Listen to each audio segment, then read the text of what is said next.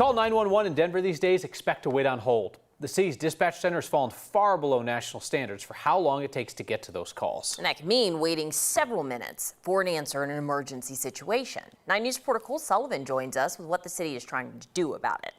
Alex, the head of the 911 center, says there is improvement on the way, but it's going to take months. And in the meantime, at peak times like right now, a weekend in the evening, he says the wait times for 911 can grow to be unacceptable.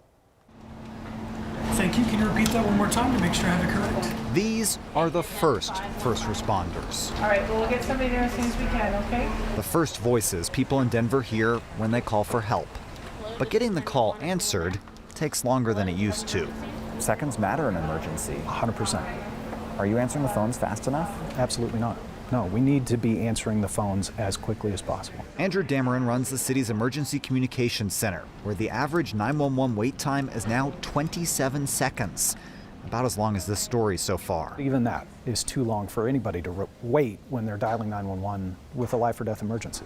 Denver has fallen below the national standard of 90% of calls answered within 15 seconds. Instead, only about 2/3 of the city's calls are answered in that time. There is light at the end of the tunnel, but this is going to be a rough summer. A rough summer, Dameron says, because of increased call volume and short staffing.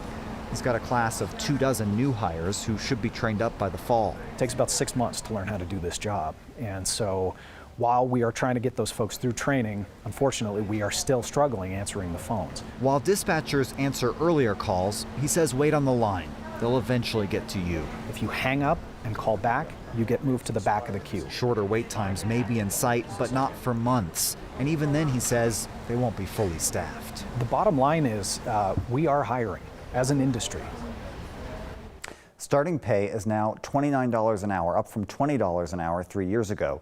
To try to cope with the waits during the summer, Dameron says they're mandating overtime and paying double for it. But there's a balance he's got to strike here, because that can lead to burnout in an industry that already sees up to 30% staff turnover each year. Yeah, you can't imagine it's an easy job dealing with people's trauma over and over again. Now you've got angry people on the line who have been waiting. And people who have been waiting. Think about when you've had to call 911. I had to a few weeks ago. I saw a hit and run happen.